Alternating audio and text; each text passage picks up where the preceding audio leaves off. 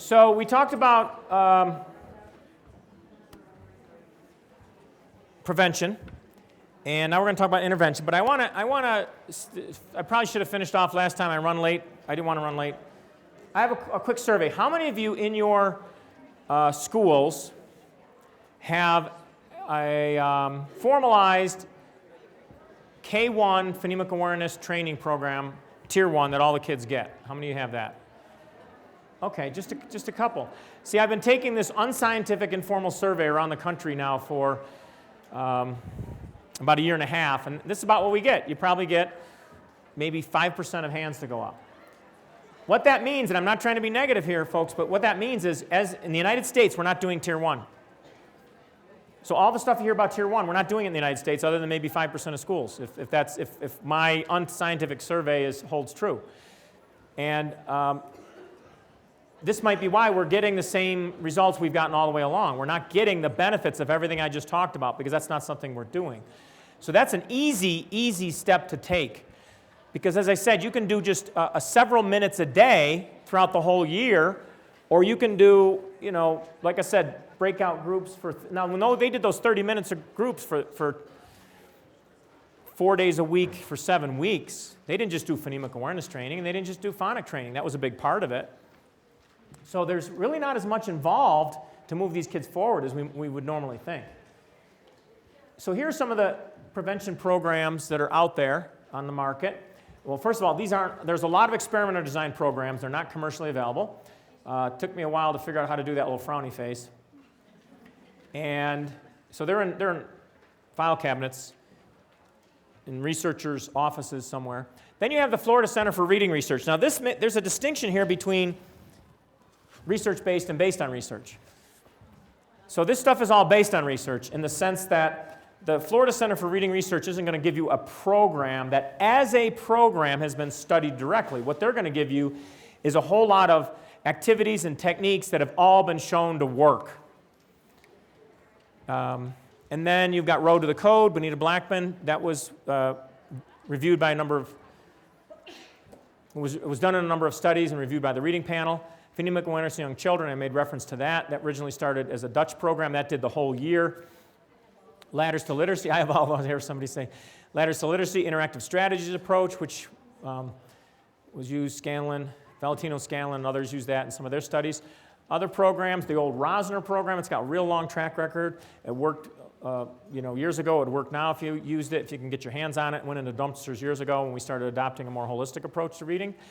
Equipped from Reading Success, I don't know why that's up there. That's kind of weird. All right, anyway. Even a website, odd. Okay, so here's the thing I want to emphasize, though, is that these are effective K1 prevention programs. They are not, like take, for example, Road to the Code. All these work, and there are other programs too, but they're only going to take you to that basic phoneme awareness level. They're only going to take you to segmentation and blending, which is an ending first grade task. And that's great, but you want more than that. So these are good for prevention. These are good for whole class Tier 1. And you can use these for Tier 2 as well. So if you want to pull kids aside and work with them, these programs will work for that as well. But just beware that these are not going to be good programs for kids to try to get kids to develop the phonemic awareness skills that develop after first grade. Now, if you have a child, say in 4th or 5th grade, that can't even do first grade phoneme awareness skills, sure, you could use these. But I just want you to know, these are more prevention programs and not quite as well suited as intervention programs, particularly for older struggling readers. Others are more well suited for that. Here's some related issues. Using letters when teaching phonemic awareness, we talked about that.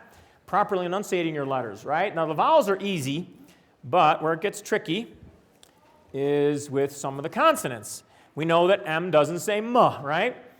Well, these are easy. These can all be stretched out without much difficulty. N, M, Z, sh. Okay? Where you get into difficulty is with some other consonants. Let's take, for example, the K. I'm not going to go through every one of these, but let's take, for example, the letter K. What's the sound that goes with K? We have this strong tendency to want to add some sort of a vocalic aspect to it. Here's how you make a K, by the way. You're driving between towns, and you're losing your radio signal, and what do you get? You get, right?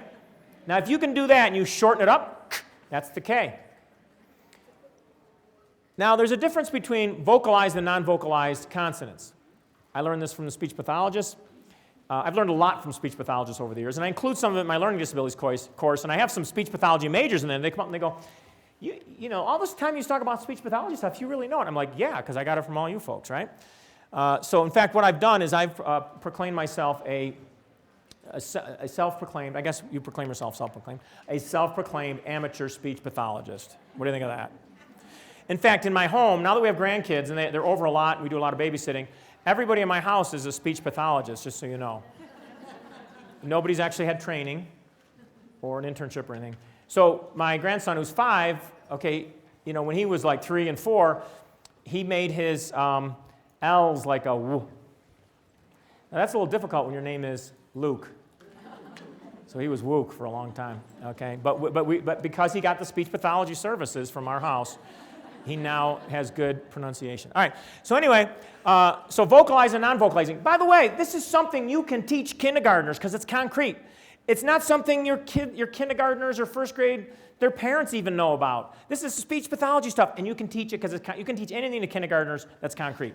So I want you to put your hand on your throat, not your neighbor's throat, your own throat, okay. And I want you to say, like the letter G, G. So how you make the G sound, so one is voice, you're using your vocal cords, one's not voiced. Now, how you make, if you want to know how to make the G sound in isolation, the hard G, is it's late at night, nobody's home, and you hear this sound. And then you finally realize it's the hum of the refrigerator. So you take that static between going between towns on your radio, you take that static and then you add the vocalization, the hum, the electric hum of the refrigerator, and you get right? And then you shorten that up, you get g, you know, g, g, g. You don't have to say there's no need for it. All right, and let's look at some of these other ones. You know, J, okay, do this, do G, G.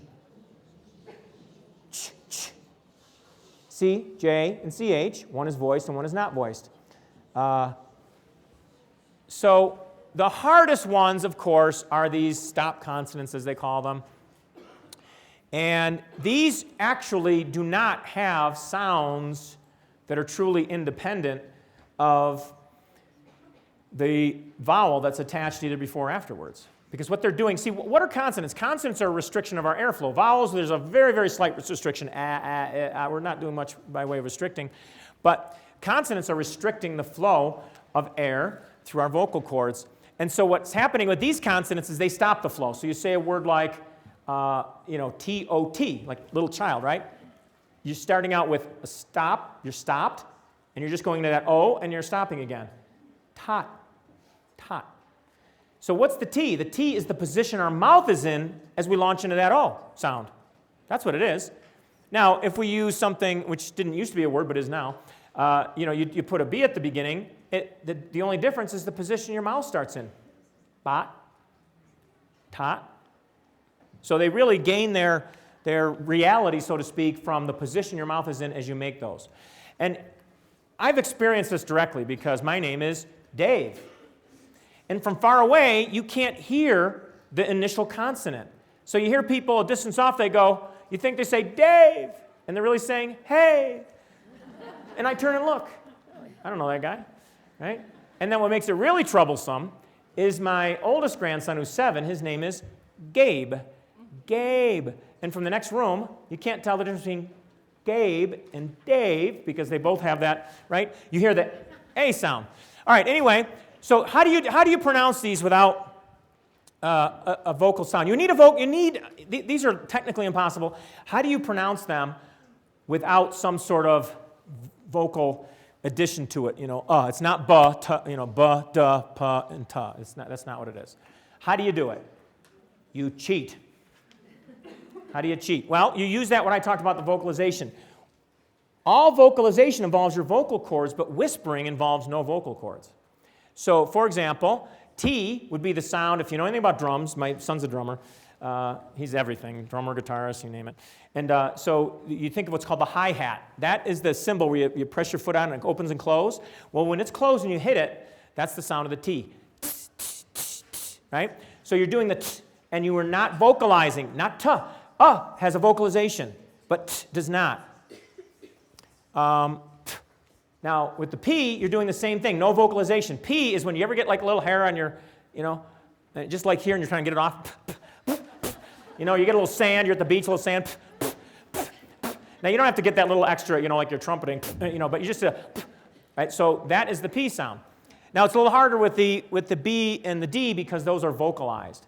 So what you end up doing, now you can come up with your own system if you want, what you end up doing is you end up adding, like for the D, you end up a very super short, schwa length, short I sound. That's almost indetectable. So it's a d, d, d, that's the D. And this is what you teach kids, by the way. And this is important because you need to do phonological awareness. You say, say dog and don't say duh. I didn't really hear a duh in dog. I heard a daw, but not a duh. All right. So both in terms of phonic decoding and, think about what we do. I mean, all know this. I'm probably preaching to the choir here, I'm sure. But, what I write, sometimes I'll write on the board for my students, my learning disabilities class, and I'll write, you set them up. And you say like, oh, you're all taking a foreign language, right? Here, try to read this word. And I write C-U-H-A-H-T-U-H. What's that? And they're all going, ka-ta, whatever. And, it's like, no, it's cat. You know this, it's cat, right? Ka-a-ta, cat. Right? So that interferes with blending, doesn't it? So we throw that vocalization in there, and it interferes with blending. So we'd be very careful about enunciating these. I've learned these by the fact that I have a 40-minute commute every day, and, this is how I entertain my brain. You say, now, how would you make up this letter in isolation? But it's important we do that. So the big question is, should we teach letter names, letter sounds, both? Which one should be first or second? All right, based on the research, well, I think we should teach both, but, should we teach one first or the other? Based on the research, pick which one you like and go with it. I'm not kidding. The research is basically split both ways. All right? So you can't go wrong. And if you're very strong it's one or the other, great. Go with it. Okay? But you'd be hard-pressed in finding research. I mean, you may find research that seems to support that, but there's also equal amount of research that shows the other direction, okay? We need both. The advantage of knowing letter names is it helps with the instruction. When we teach, instead of having to use more abstract ways of referring to something, the letter that makes a t sound, well, it has a name, T, so when you want to talk about it. But obviously, ultimately, they need the sounds because we use sounds that map onto letters. All right, other prevention issues. I think it's very important that, the alphabet, to me, they should tack the most common digraphs, what I call the pure digraphs, onto the end of the alphabet. That's my thinking. Okay, so you've got your, TH, SH, PH, and CH, thank you. Okay, you have those. Those are what I call the pure digraphs because each of those, the individual letter totally loses its normal sound. Then you have other digraphs as well that do preserve at least one or the other of the sounds, like the WH or KN, things like that. And then you have blends, and blends blends are quite different because blends you are hearing each of the sounds in each of the letters that are representing that. But digraphs should be learned like letters because that's how they function. And they map onto spoken words like letters do. So once we get to, whatever order you introduce the letters and teach them, you get to Z. Keep on going. Start with CH and just move on from there, right? And diphthongs. Now, some of you may know this, but I was sitting in a presentation once. I was getting a little bored. And so I came up with a little mnemonic that I use with my students to always distinguish between blends and digraphs. Blend has a blend in it, and digraph has a digraph. Now, forget about the fact that digraph has a blend too. Just ignore that. Because that'll get confusing. But blend has two blends, so if you start counting up blends, your blend has two blends, digraph has a digraph. Blend doesn't have a digraph. And so the problem is diphthong. So I changed the name of it. I call it a diphthong. So instead of an O-N-G, it's an O-I-N-G. So if it's a diphthong, it has a diphthong in it, right? Okay. So teaching those is very important. Those aren't necessarily kindergarten things. I do think that I don't think there's anything wrong with teaching at least the digraphs, the four most common pure digraphs. But actually with the digraphs, there's really four written digraphs, but they represent 5 sounds, right? Because TH has the vocalized and not vocalized. Say these. Say think. See, one's vocalized, one's not. You're doing the same thing with your mouth, but you are not vocalizing.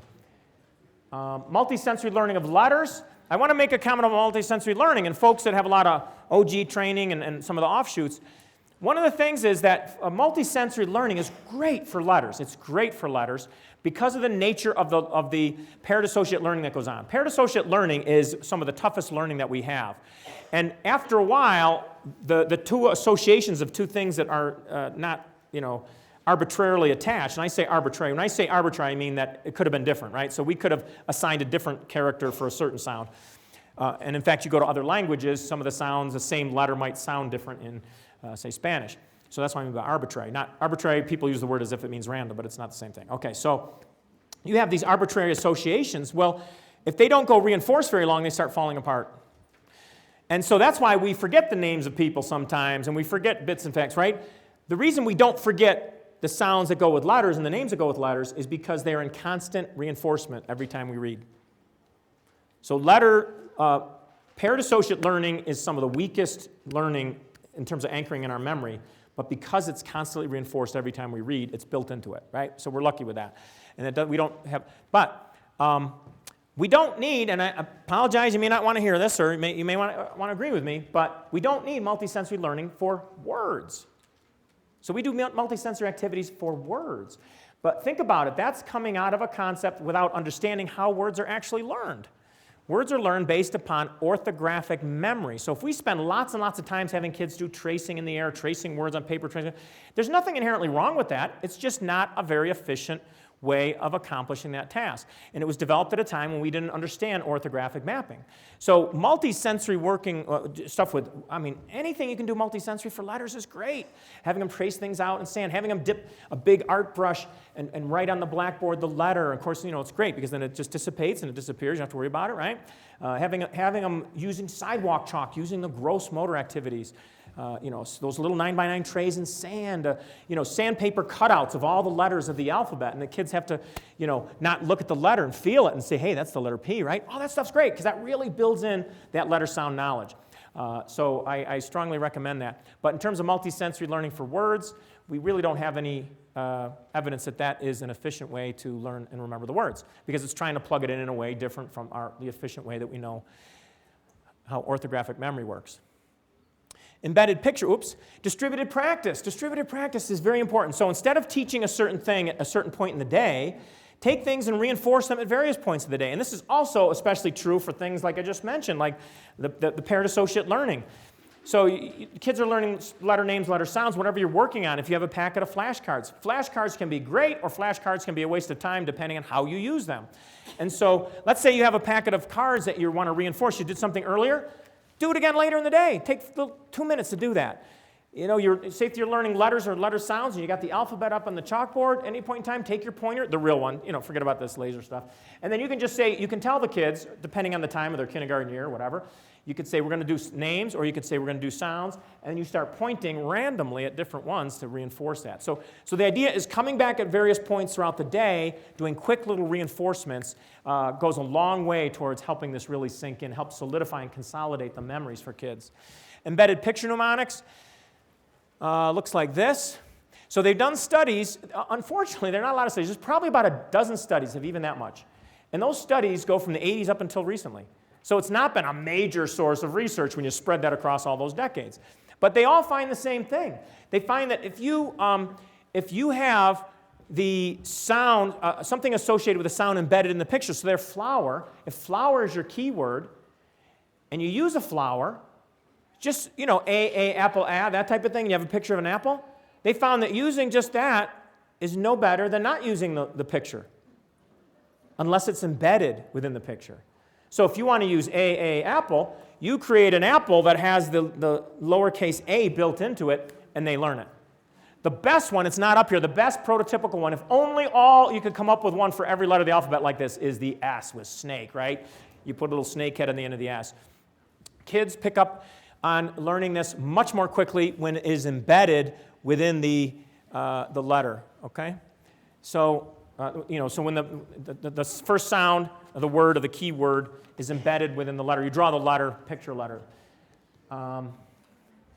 Phonological awareness development develops through syllable, onset, rhyme, phoneme. This is true for everybody. And But it's important to realize that not all syllable levels are equal, not all phoneme levels are equal. So there's some easier phoneme activities and there's some more difficult phoneme activities. There's some easier syllable activities. Say baseball, but don't say base. But now try this. Say holiday. Now say holiday, but don't say how. Yeah, a lot of people say day, right? So that's a lot harder than cowboy. So you have to kind of calibrate the difficulty level as you go through all this. There's kind of a big emphasis. A lot of people feel like, because the classic way is, hey, look at all these different types of phonological awareness. We get hung up on tasks. We say, oh, we got to do this task, this task, this task. But that all came about during the era in which we realized there was a correlation between any phonological awareness task you throw at kids and reading. So we feel like we had to just hit every one of them. But I'm not quite convinced you need to do that. With a manipulation task, you have built into it, you've got segmentation, isolation, and the manipulation, and you have blending, and in many different tasks you have rhyming. You go from, cat to hat, that's rhyming. Right? You go from, say clap. Now say clap without the lull. That's rhyming. So you have rhyming built in. So a lot of these types of things are built into the manipulation tasks, and so it's a more efficient use of our time, okay? Not all phonological awareness tasks are created equal. I believe I covered that before. Manipulation tasks seem to work best because again, how does this phoneme stuff tie into reading anyway? That we need to work backward from that. Not work forward from, oh, we've got all these tasks out there that correlate with reading, so we probably should hit all of them and maybe that'll work. Will that help? Yes. And that's how most of the classic studies were done. They hit, that phonemic awareness in young children. They're going to throw all those different ones at you. Is that helpful? Of course it's helpful, right? But you have to ask about, in terms of the nature of the task and the time it takes and how much training you can get in the amount of time you have. Like one of the worst ones, and there's plenty of studies that did this. You almost never see a study with this anymore. But for many years, and some of the early studies did categorization. Like, I'm going to say 3 words, and I want you to tell me which ends with a different sound than the other 2. Bike, truck, and brush. Which one ends with the... Yeah, okay. That is much more slow moving. In any given minute, you get fewer of those in. It taxes your working memory. It's just not one of the best tasks. Does it correlate with reading? Yes. Have they done training of that to show that improved reading? Yes. So now we have to step back from all that and say, what's practical? What makes more sense? What's the most effective with the time that we have available? Okay. So one of the common misunderstandings that we see is people say, well, manipulation tasks aren't appropriate for pre-K and kindergarten. And really what's behind that is phoneme manipulation is not appropriate at that level. It isn't. I mean, since Rosner they've been trying that, and it just doesn't work well, other than your top 10% of kindergartners.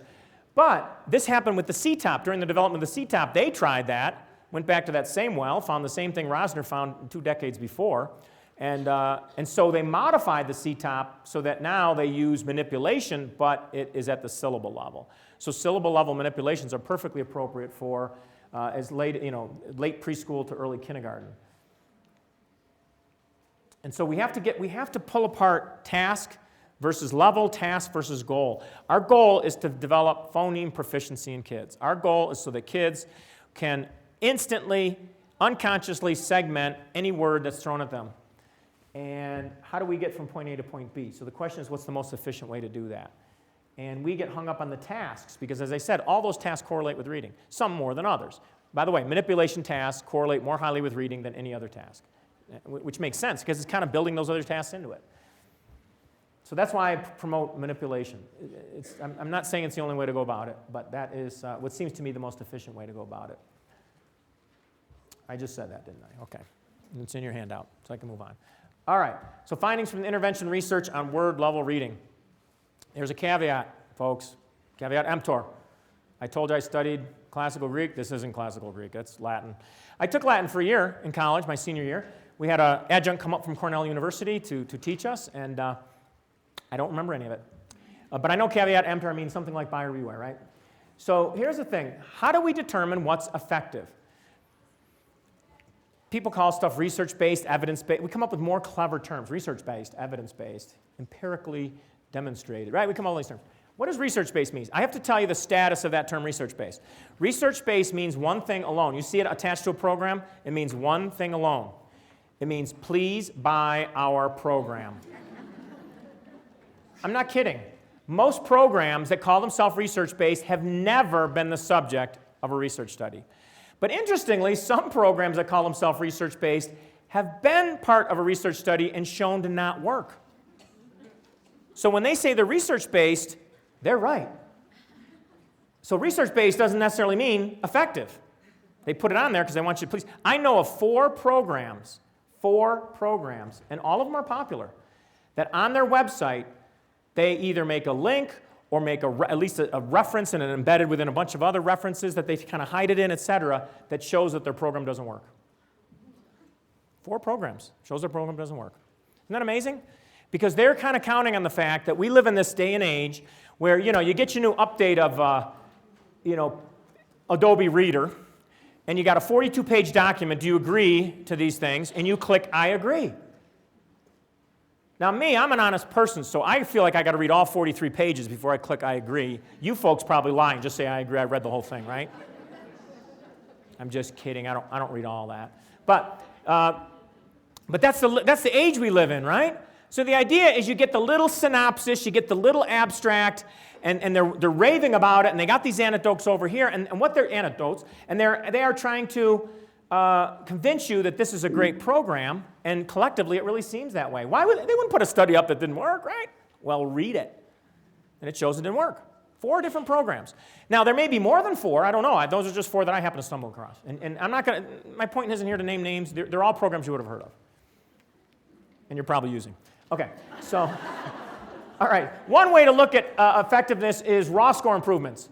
Raw score improvements, you say, look, the kid reads more words per minute. Or on our graded word list that we use for our school district or whatever, they read more words correctly or whatever. Raw score improvements.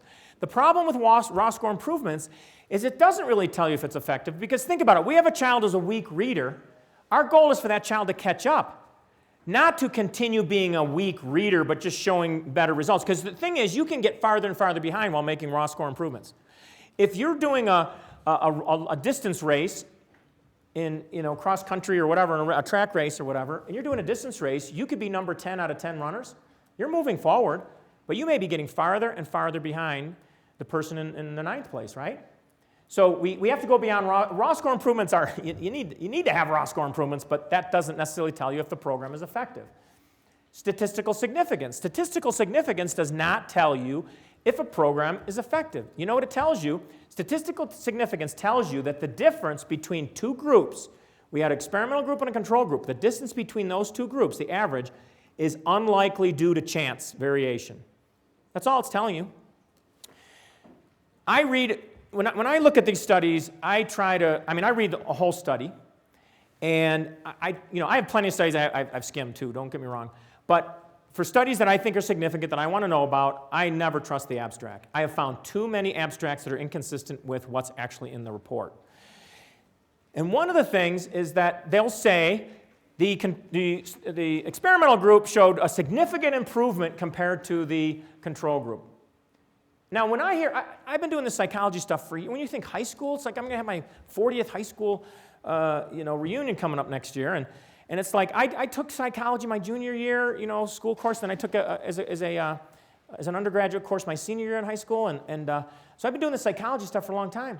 And even after all these years, I hear the word significant without the word statistically significant. Like you, I think significant means important, meaningful, great, right?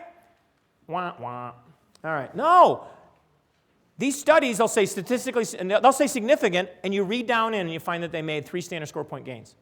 You are not going to notice the difference in a kid that got an 83 on a nationally normed test, and now they got an 85 or whatever. You're just not going to notice the difference. So statistical significance does not tell us if a program's effective.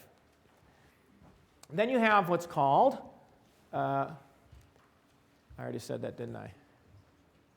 Effect sizes. Now here's where it gets very tricky. Effect sizes are the language used by the reading panel, What Works Clearinghouse, bestevidence.org, and it's required to be reported in every journal if you do that. Effect size. What's effect size? Well, statistical significance can just tell you that the groups are different, but can't tell you the magnitude of the difference. Effect size tells you the magnitude of the difference. How much better did the experimental group do compared to the comparison or control group? That's effect size. So that's why those different outlets use those terms. But there is a major flaw in that. Here's the major flaw. I had, in the book, I talk about Linnea Airey's theory of orthographic mapping. I talk about David Scher's theory of self-teaching hypothesis. To my knowledge, it could be wrong, that book's the first time anybody tried to put them together.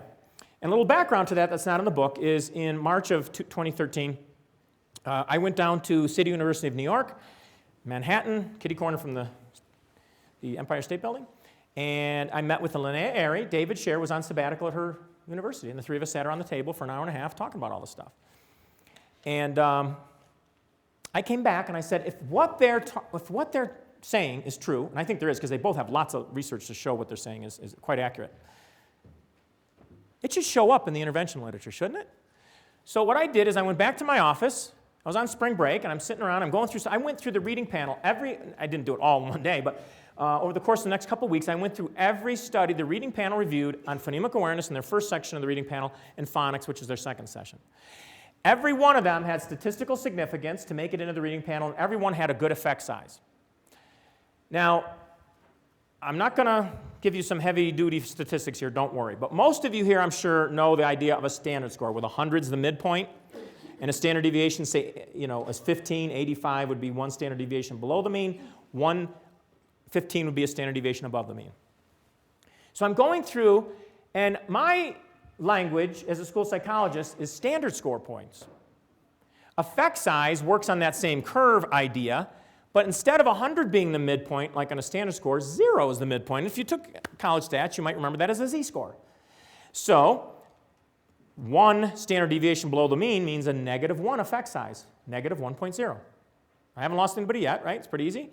And then a positive effect size of one standard deviation is positive 1.0. Pretty simple, correct? So I go looking in these studies at the effect size. It didn't make it into the reading panel if it wasn't statistically significant and have a decent effect size. But using my language, I looked at standard score point gain. Now, why would I look at that? For word level reading, which whether it was the phonics stuff or whether it was the phonemic awareness stuff, I wanted to look at either their impact on word reading. And on word identification tests and all the major test batteries, you could give the word identification test to lots and lots of kids, and from different batteries, they're all going to intercorrelate extremely highly. In fact, they intercorrelate so strongly, they correlate as strongly as if you gave that same test to that same group of kids a week apart. That's how strongly they intercorrelate. What that's telling us is the only way that can be the case is if they all are giving us a good picture of the various skill levels of children across the country. You with me on that? That's not true for all tests. Tests of reading comprehension, no way. Unfortunately, they're all over the board.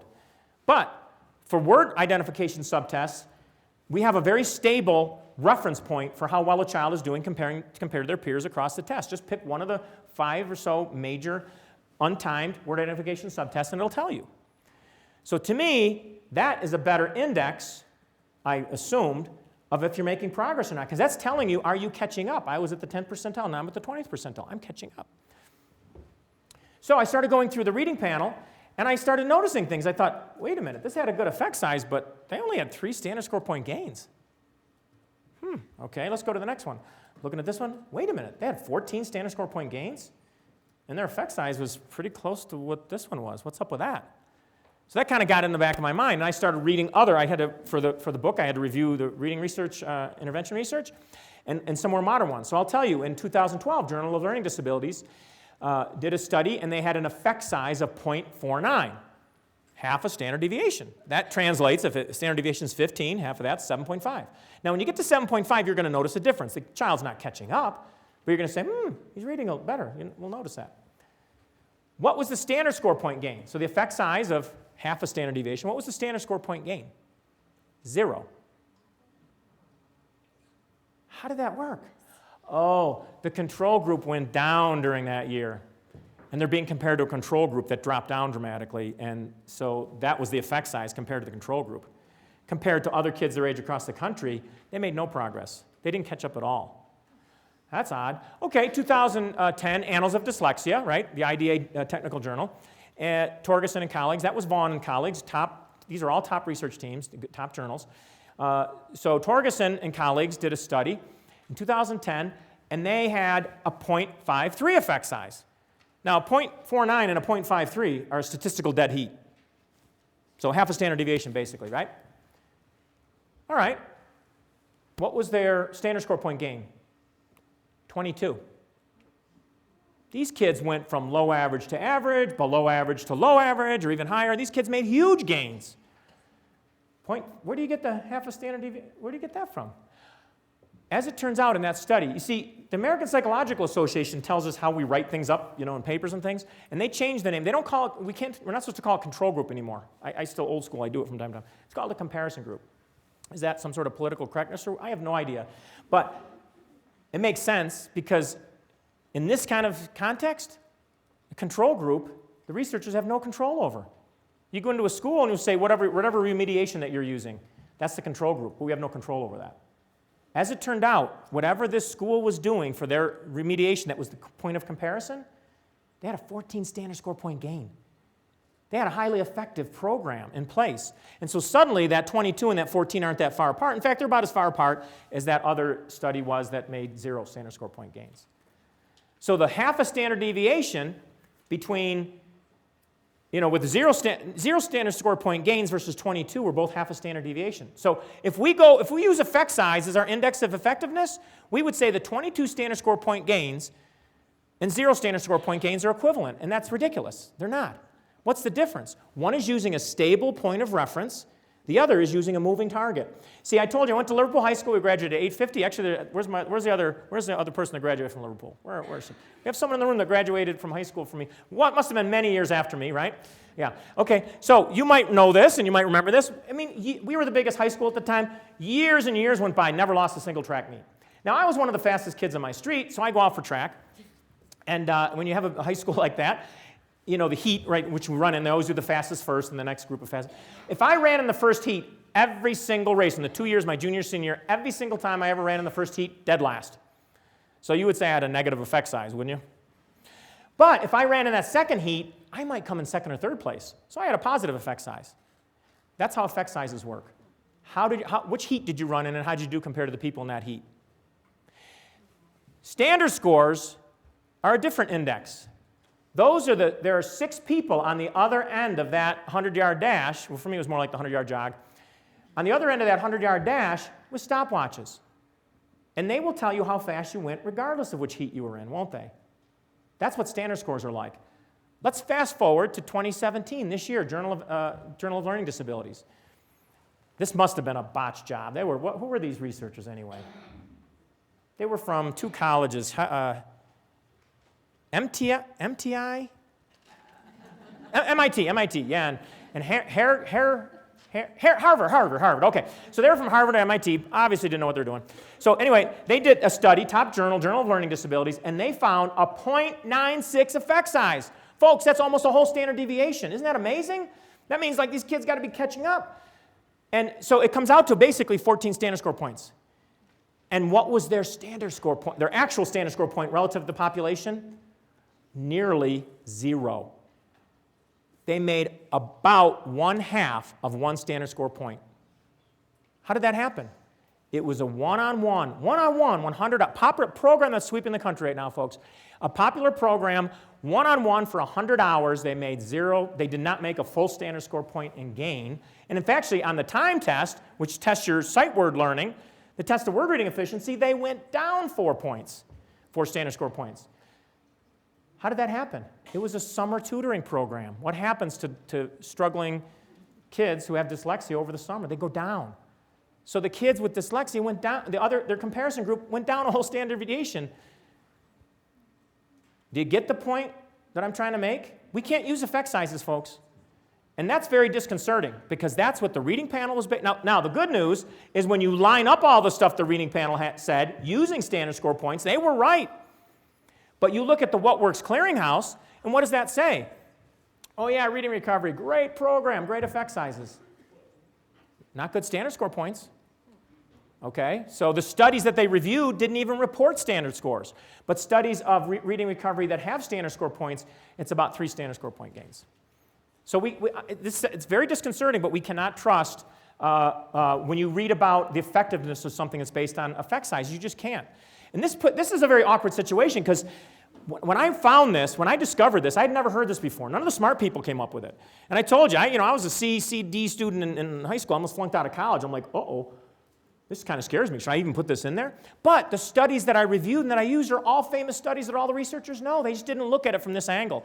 Kind of the way I put it, and I think David Letterman used dumb guy jokes, okay? So during the French Revolution, there were three guys. One was a dumb guy. And the idea was they were going to get the guillotine, and if they tried the guillotine and it didn't work, that you get to go free. So the first guy comes up, and the executioner is kind of sadistic and says, you want to be face up or face down? Of course, face down. So anyway, they pull the lever, nothing happens.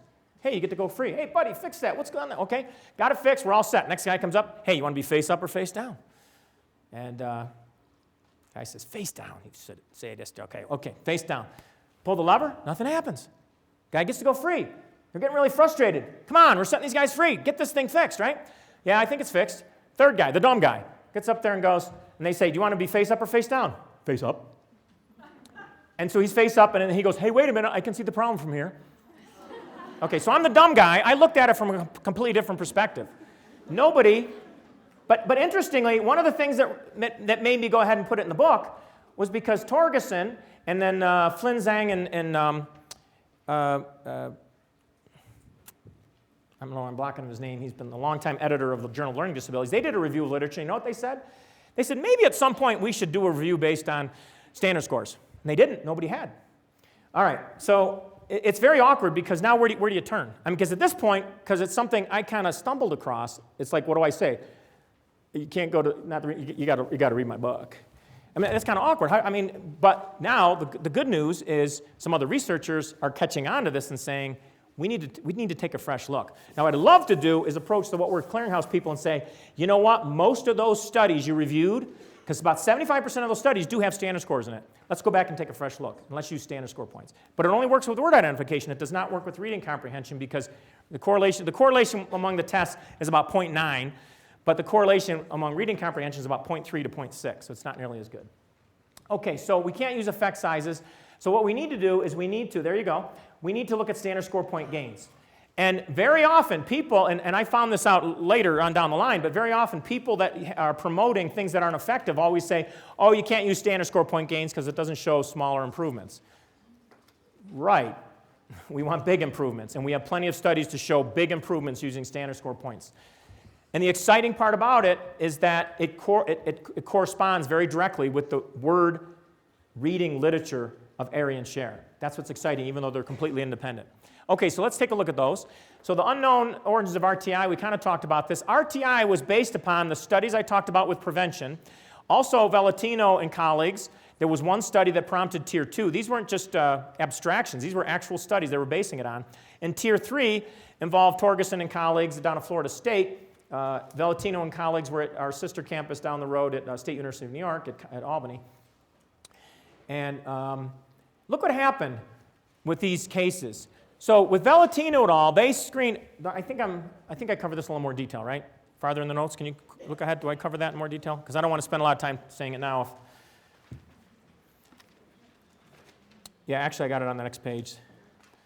So, but anyway, with the Valentino and colleagues, they screened the bottom group of individuals in a school district, and they did tier 2. They did one-on-one. Now, they didn't know any better back then. You don't need to do one-on-one.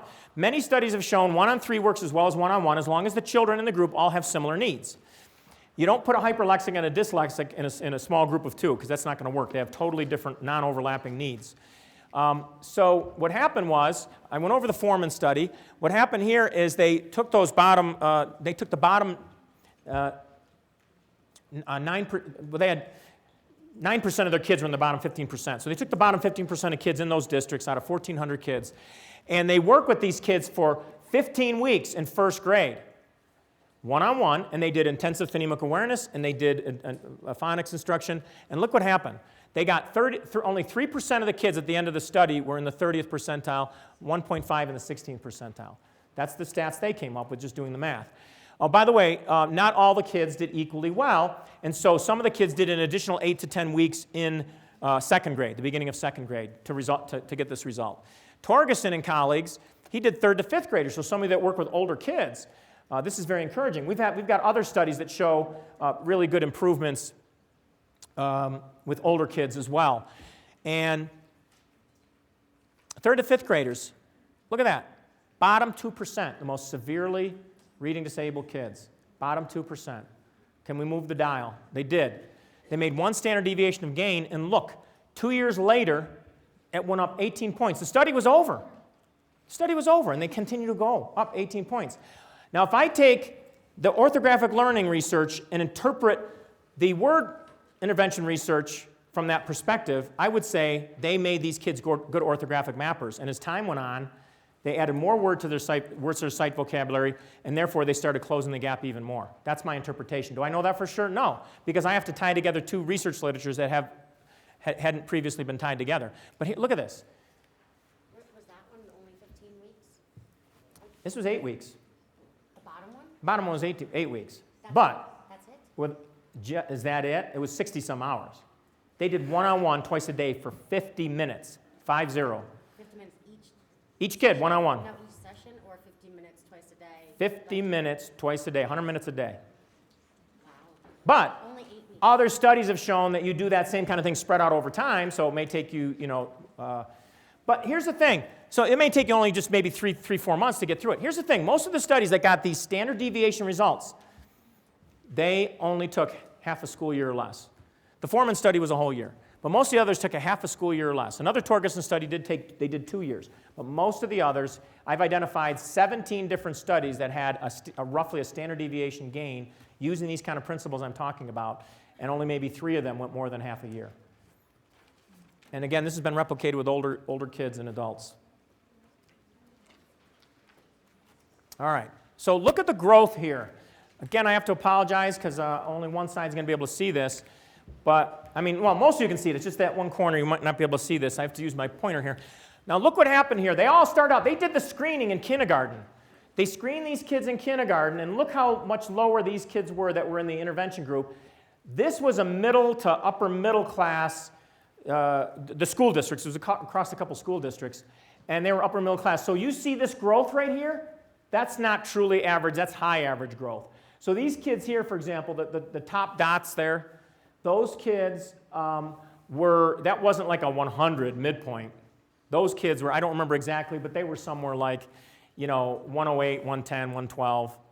So then what they did is they took the group of kids. These kids were in the bottom 15%, but because it was a middle to upper middle class, only 9% of their kids were in the bottom 15 percentile.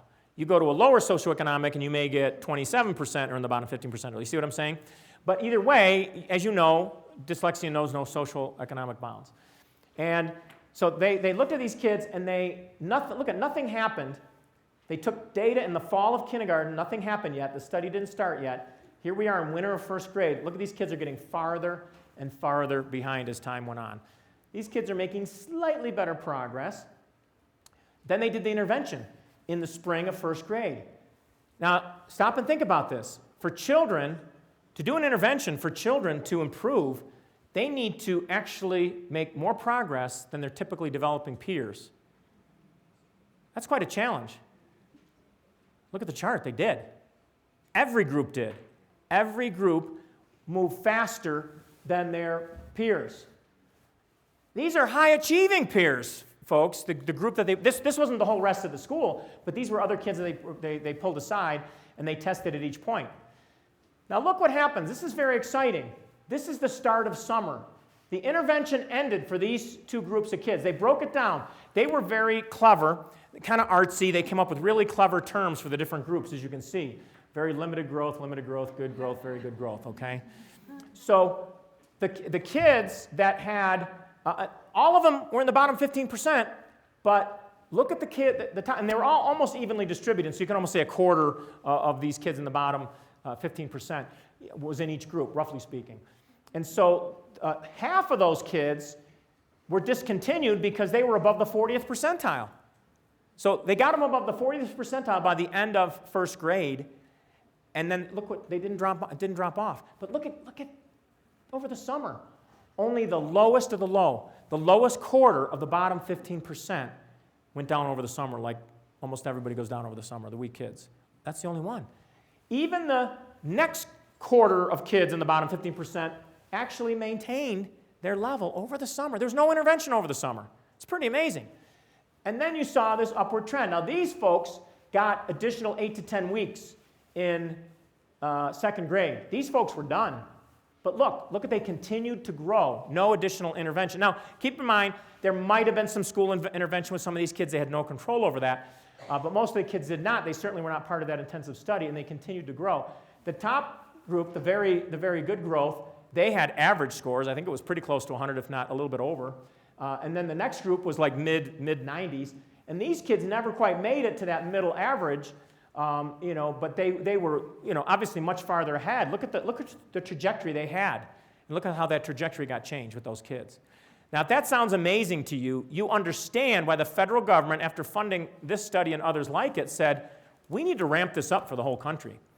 And that's what RTI was all about. It was about ramping up these studies for the whole country. The problem was, all the emphasis was on the screenings and the process of RTI and the framework of RTI and the et cetera, and what got lost in the shuffle was what they actually did instructionally to produce these good gains. And what did they do? What I've been saying all day. So it's kind of weird, but part of what I'm trying to tell people, it's more than this, but part of what I've been trying to convey people is old news in the reading research field. These are the things that prompted RTI, but that never got communicated. So it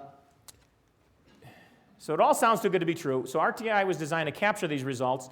We focus so much on the process and the framework, et cetera, and I already told you what research-based really means, right? So the big breakthrough, I kind of told you, I'm going to just play this. It's only a 1-minute clip, and I think you'll be able to hear it. How many of you ever saw It's a Mad, Mad, Mad, Mad World? Woo, more people in this group. What is it about Colorado? I'll get a group this size, maybe 1 or 2 hands will go up. Okay, for those of you that haven't, let me just tell you what happens here to set you up for this. But at the beginning of this movie, this is from a movie like 1963, 1964. If you haven't seen it, watch it. Just you got to invest like 3 hours or something, or 4 hours. So it starts out with Jimmy Durante. He's in a car crash out in California on the side of a hill. His car crashes, he's dying, and all these other cars stop to see what's the matter and want to help out. They just so happen to be all filled with comic actors. But anyway, so he's dying, and he happens to say he's hidden. Anybody remember, was it 300,000, 600,000? I don't remember what it was, but in today's dollars, it would be million or millions, right? And so he says he's got him hidden in the under the big W in some park in California. And then he dies. And all the people go back to their cars, acting like they didn't notice what he said, and almost the whole show is about ways that they're trying to beat each other out to go to this park and find the big W. Well, there was one guy, one of the characters, and you see him with the pick, and that was Jonathan Winters. He was the dumb guy, and he was always being thwarted by Phil Silvers, the smart guy, who's hiding in the bushes, as you'll see in a moment. And what the viewer noticed is once they got to the park, they didn't see the big W. They're running around the big W, and nobody noticed it, but the viewers noticed it. Until finally, the dumb guy noticed it, and let's see what happens. We should all share in one equal share apiece. Is that right? That's right. Melville's right. So we all know that. Look, there's no reason. Oh, no. Oh, yeah. Mm-hmm. It's him, all right? Yeah! You got this wrong. I think you'll tell us that. Forget. I'm your friend. Remember, you got me. Oh, he's so neurotic. Can't you do something? Oh, yeah, Chick. He's very neurotic. I'm your friend. Get my hands on you. I tell you,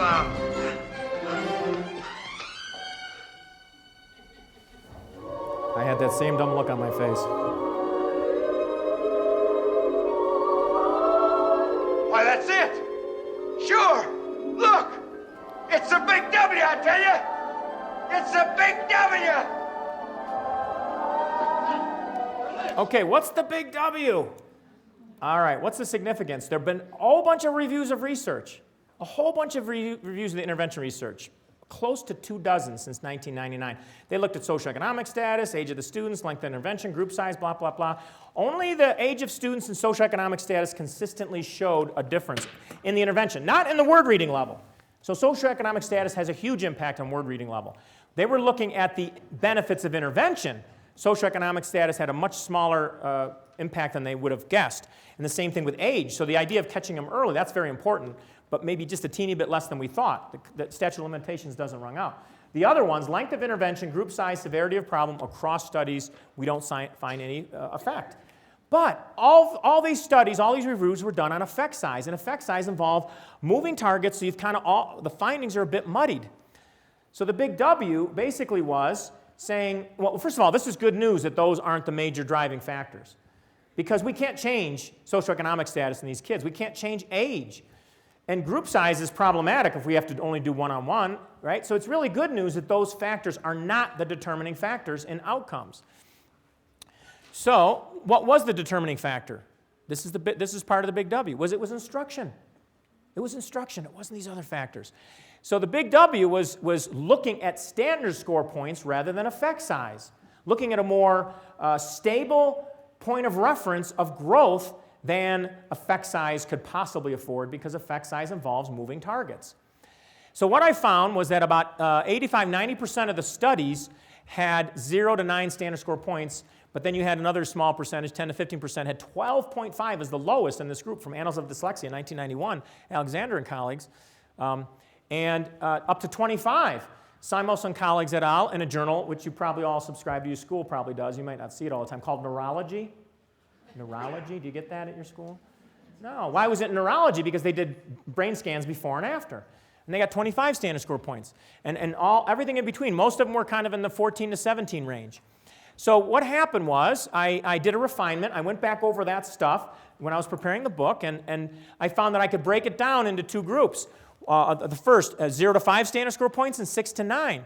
So there's this tripartite, as I call it, division within the reading research that had not yet been noticed. And one involved what I call minimal results, 0 to 5 standard score point improvements. Only one had 0. Now we have one that has half a standard score point to add to that. Most of them were 2 to 4. I only came up with one that had 5. And then you had the moderate results group, 6 to 9 standard score point improvements, mostly 6 to 7. And then the highly successful group that mostly had 14 to 17. What was different among them? Well, all three groups did reading practice, just so you know. All three groups also did explicit systematic phonics instruction, but it depended on what they did in addition to that. However, it's important to realize that not one single intervention approach that did not use phonics ever made it out of 0 to 5. So anytime you hear anything about these programs and they don't include phonics or an alternative phonics or whatever, say, great, but you're not going to get more than 0 to 5 standard score points. And chances are, when you come back and check later, it's not going to be in there. So phonics is necessary, but not sufficient. So what is needed for that? Well, this is the breakdown that we found, 3 categories. 0 to 5 standard score point improvements, none of them trained phonemic awareness explicitly. And many of them did explicit systematic phonics. They all did reading practice. The moderate group, however, they did explicit systematic phonics and reading practice, but they trained, most all of them but one, there's one exception in this group that got 6, that probably should have belonged in that first group. So that's how close the lines were, that you just have one exception like that. They nearly all trained the phonological segmentation and blending. So what did that do? Remember that development chart? It only took them up to that second level of development. 6 to 9 standard score points. That's basic phonological awareness. The highly successful group, they aggressively went after, they developed those advanced phonemic awareness skills, and along with the systematic phonics and the connected text. Okay? So the conclusions are that, look at the correspondence between that it had not been noticed before because nobody looked at it from the standpoint of standard scores. Look how closely that aligns with Aries and Scher's theory. What are they saying? They're saying we need phonemic proficiency, letter sound proficiency, and at the time we're reading, we come across words. If we have those, we start anchoring words to our long-term memory. We build our sight vocabulary. That's what they're saying. What did the intervention research show? If we don't do phonemic awareness, these kids are struggling in phonemic skills, and we don't do phonemic awareness, we don't get good results. If we do enough phonemic awareness to get them to sound out words but not remember the words, they become better at sounding out words, but they don't remember the words.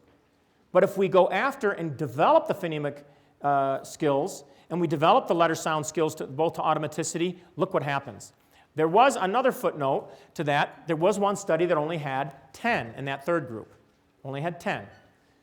However, the reason I didn't include it in that is because this was a special group and the average IQ was 85. Now stop and think about this for a minute. even with kids whose average IQ was 85, outperformed all the other approaches. Right? This just shows you how effective these are. All right, so what might be some of these programs? Let's see here. Oh, yeah, so you see how that fits into this development program. You see how that fits into Aries theory. So the formula, the 3-part formula, you should figure that out by now. Aggressively train phonological awareness. Basically, you want them to have the same degree of phonological awareness as any other child, because all those other kids are mapping words. They have enough phonemic awareness to do that. Our kids with dyslexia don't. It sounds familiar, because you've been hearing for years now, but we're not doing it. As I mentioned before, we're not doing it. And if we are doing it, we're only doing up to segmentation. We're only taking them to an ending first grade level. And this is all stuff I've kind of already said. Okay, here are programs that only get 2 to 4 standard score points in the research literature that we have. And we've sunk a lot of money into these programs. And they're promoted as research-based and great programs, et cetera. But these programs do not involve all 3 of those components. They might involve one. They might involve none. And students don't catch up with these. 2 to 4 standard score points on average with these studies. I know I hear a lot of mumblings and rumblings. You're like, I have someone from my school district that ought to see that slide. Okay? But the reality is, take a look at the research if you have access to it. That's the problem. One nice movement in the right direction is what they're calling open access.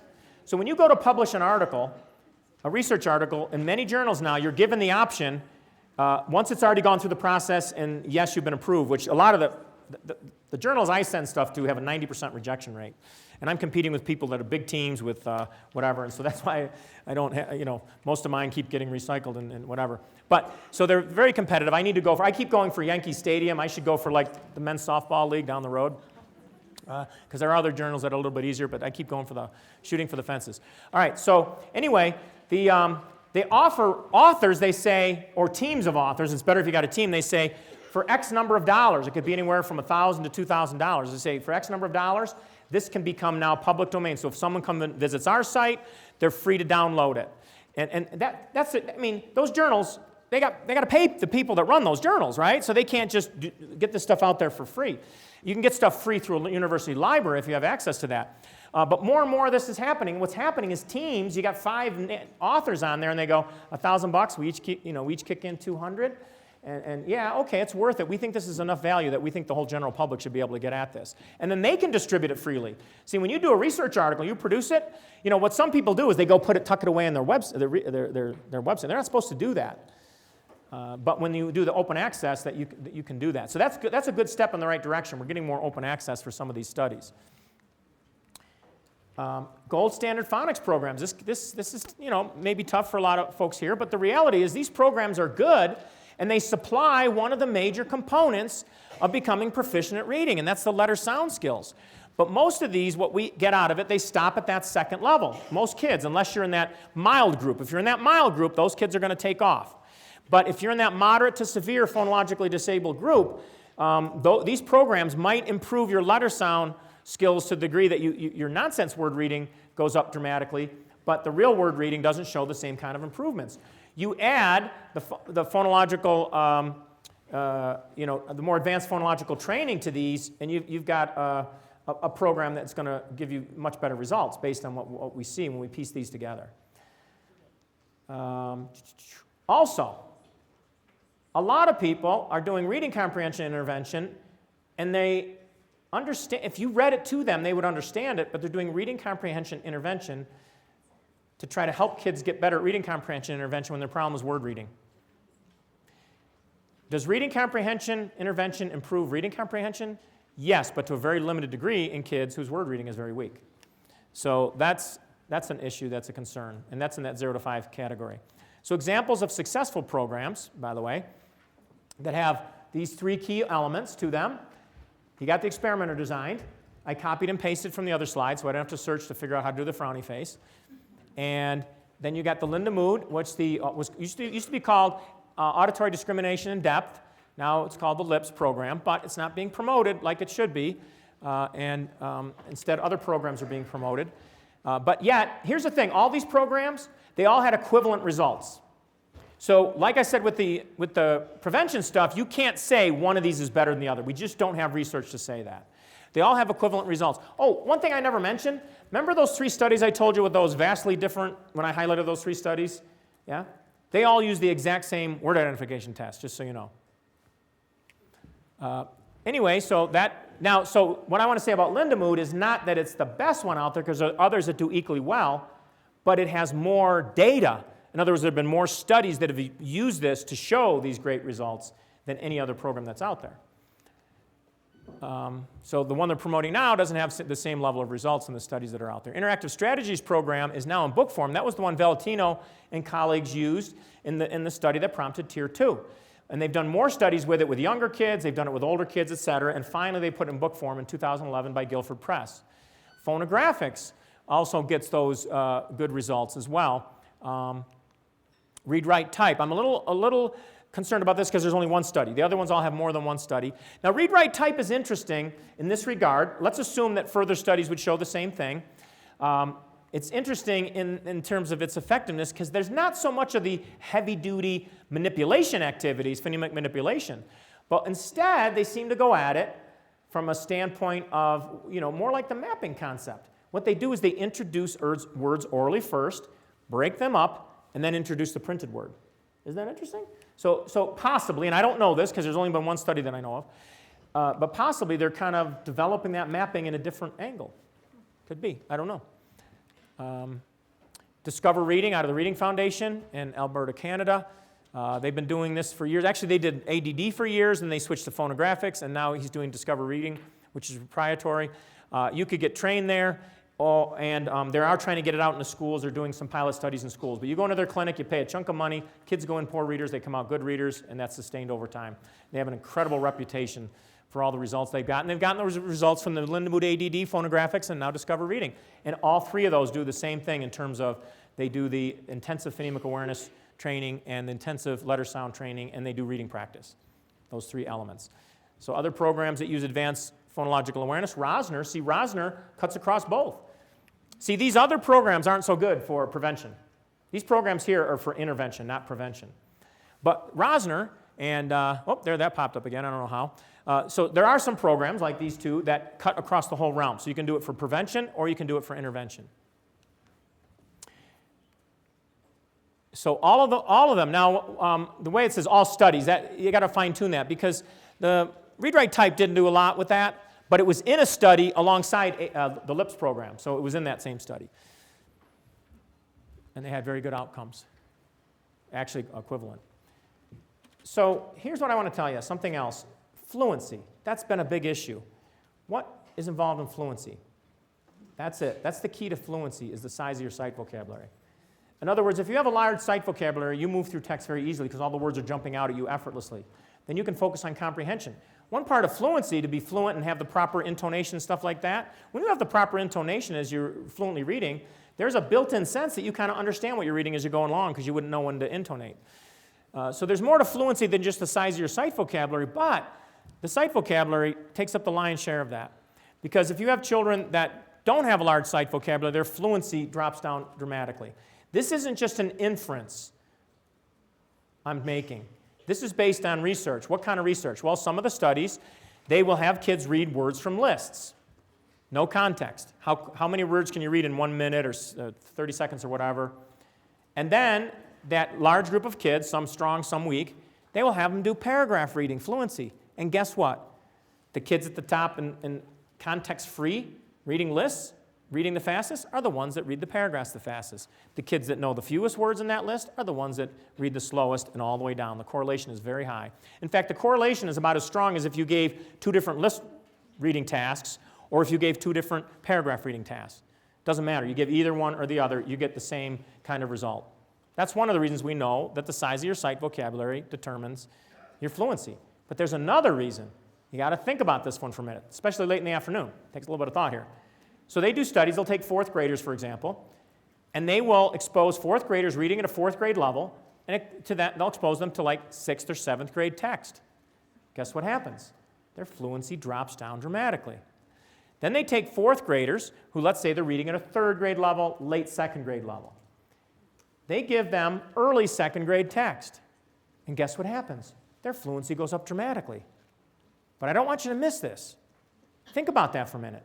If fluency was its own separate reading-related skill, then those fourth graders reading beginning second grade text should be disfluent, shouldn't they? There's something about fluency, right? No, there's not something about fluency. They know all the words. So fluency is a byproduct of the size of your sight vocabulary.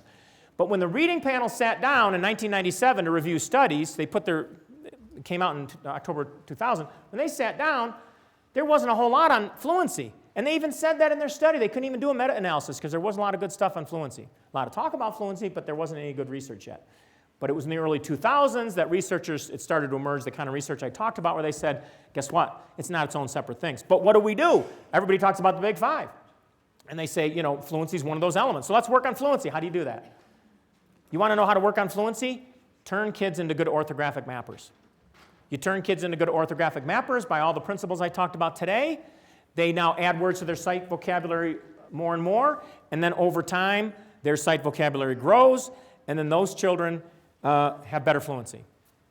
Fluency is not its own separate thing to train, but we do, and we don't know any better, and we're told by different people, you got to train fluency. What do? Get them to practice. We told you that doesn't work. I mean, it works great for kids who can map orthographically. It's necessary. That's how they become better readers. Nope, I kind of give you those examples. So fluency is a byproduct of the size of your sight vocabulary. That's not 100%, but that's the vast majority of it. So fluency is a great screening procedure because that's going to catch kids that struggle. Dyslexic kids do not read quickly and fluently grade level text. So that's a good screening. There are some tests out there that are lousy tests when you do one-on-one and try to figure out what they mean that are actually good screening because they have too many things all embedded together. When you're trying to figure out what's going on with the kid, that's not helpful. But when you give it to a whole group of kids, you're catching a lot of different kids. Like one of the best ones, which is so inauthentic, it's great, is running a bunch of words together and they get harder as you go along. Test of silent word reading fluency. ProAd puts this out. The only thing I don't like about it's too long. It's like 3 minutes. It could be 2 minutes. It could be 1 minute. And they're all run together. And if words pop out at you, so the idea is you're supposed to, in the test, the timing starts, you're supposed to put a line between the words. If all the words are popping out at you, you're able to go across, a little, slower than you would normally read, obviously, because it's so awkward, and you're putting those lines there like this. If words aren't popping out at you, what are you doing? Super slow. Back, forth, boom, there's one. Back, forth. Excellent screening tool, because you can give it to a whole group of kids all at one time. Great idea. In fact, you don't even need to buy the test. Guess what? Make up your own and do it on the whole school. You got your own local norms. All right. I don't know why I would do summary and conclusions, because I think I've been saying the same things throughout today. So we know that the culprit in poor word reading is phonology. And that should make perfect sense given the fact that our language is based on writing phonemes.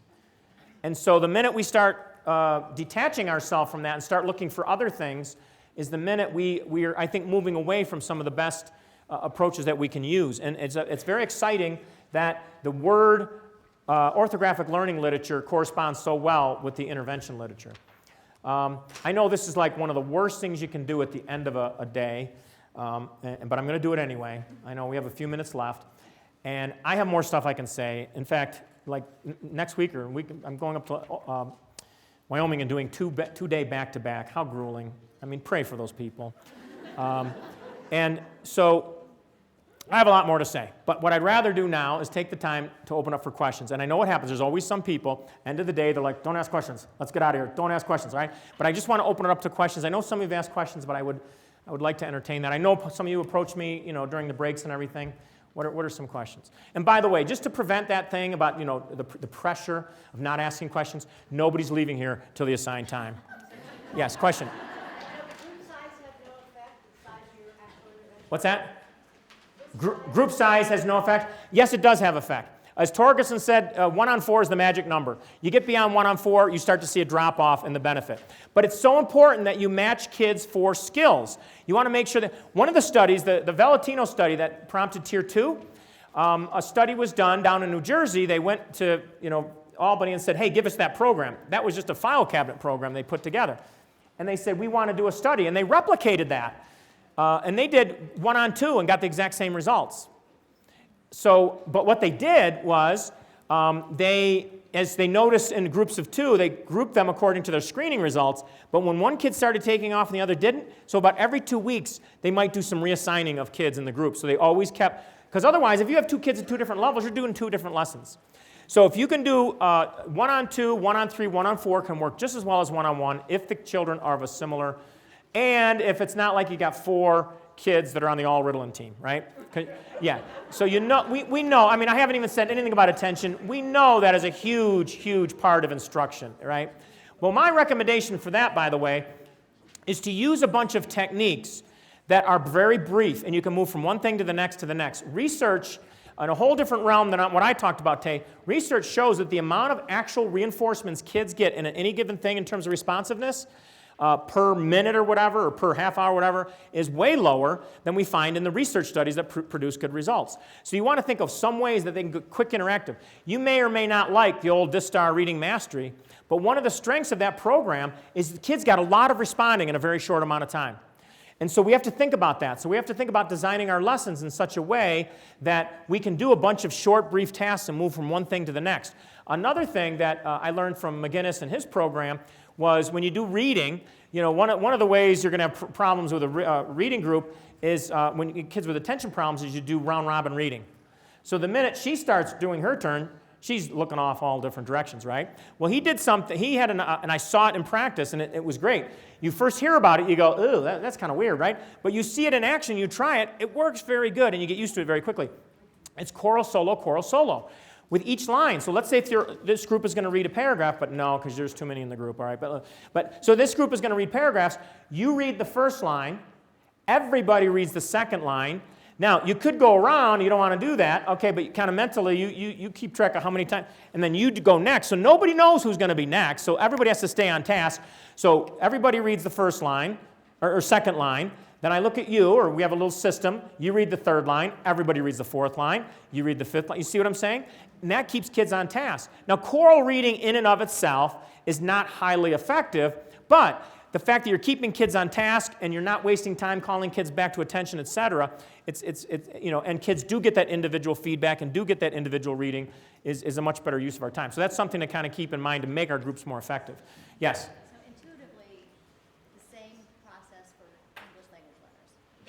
So intuitively, yeah, I didn't say, she asked about English language learners.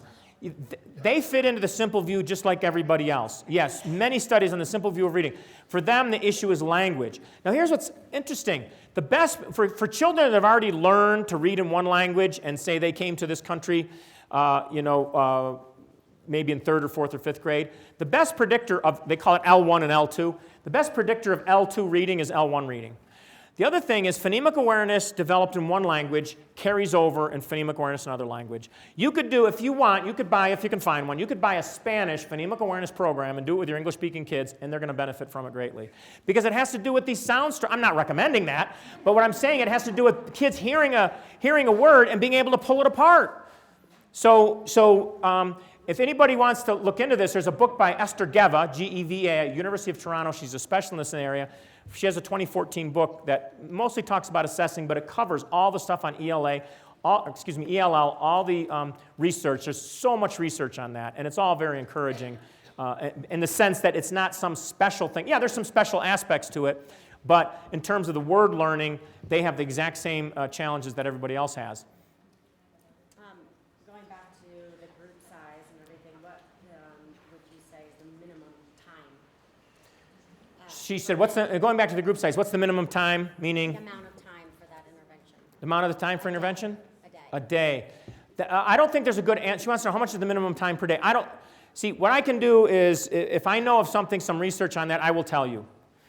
But if there is research on that, I don't know. I haven't come across it. These studies didn't look at that. But what they found, as you saw in that one, when they did 35 hours versus over 100 hours, that didn't matter. What mattered was what they did, content-wise, right? So one of the things, if you're in a situation where you've got like a group of 8 kids, and you've got 30 minutes. Now, you know a 30-minute group isn't 30 minutes because you got getting them settled down and getting them leaving, right? Okay. But one way to do this is if there are some independent activities, you split your group in half.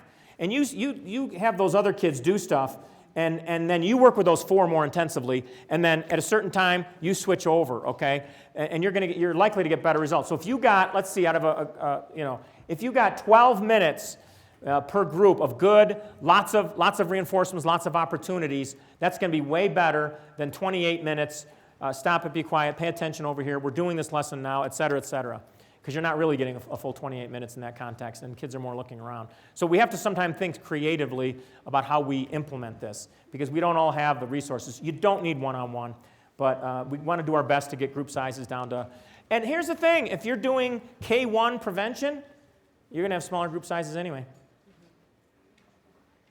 And don't worry, there won't be any layoffs, folks. We have job security. Because there's a genetic, we're always going to have kids that struggle in reading. And even if we reduce it by 50%, it's the other kids that we're going to need to deal with on that. We're always going to have that. And what we're doing is turning out a better product, but we need people to do that. McGinnis, my mentor, he had an amazing program, got all these great results because he just pulled stuff from the research that worked already. Kind of crazy idea that he pulled stuff from the research that worked rather than came up with big ideas and ran ahead with it, right? And he had people from unions approach him and say, does this mean we're going to be laying off teachers? It's like, no, you can't do this without this infrastructure of teachers. So yeah, we should have fewer kids. We should have not groups of 8. We should have groups of 3 and 4 because many of the other kids, we were able to prevent that through our K1 program. Was your hand going up? Yes. Nice and loud so I can hear you. You have a slide that's 2 further, and it's number 3. It says to postpone word identification strategies that may accidentally undermine the development of the math read. Yeah. Yes. If one of the strategies we teach kids is you come across the word that you don't know, you look ahead and try to figure it out.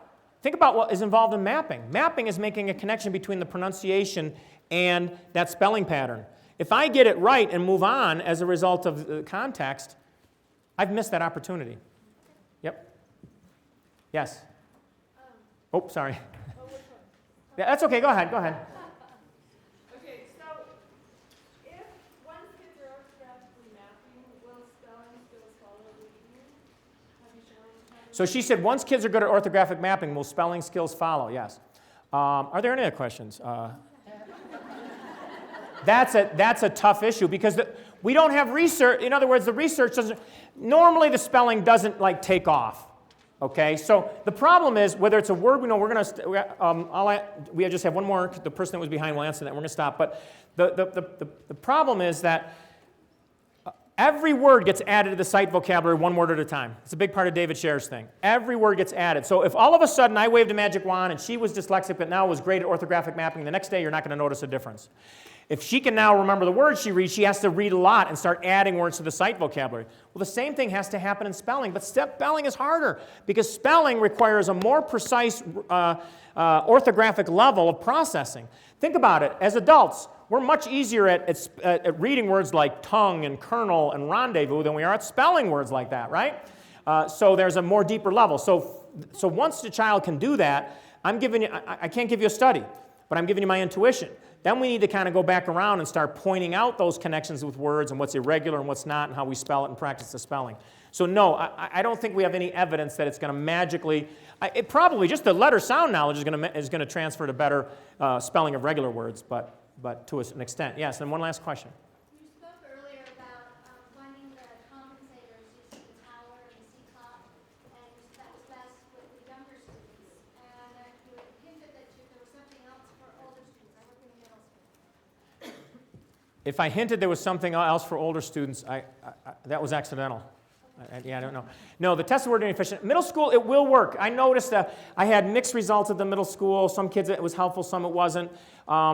The problem is that with that test, you get 45 seconds. Everybody starts at the same spot. If you're a middle schooler, high schooler, and you have mild to moderate dyslexia, that whole first column are easy words you've known for years. So you go just as fast as everybody else, and that's eating up the time.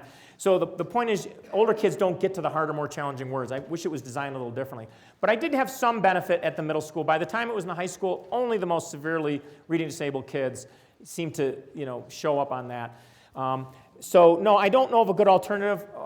The Kaufman test of educational achievement now has some timed items, but I found very similar types of results with the high school students. It's great to end on, gee, I don't know what to tell you. So I thank you all for your attention, and I'm going to be sticking around if people have questions.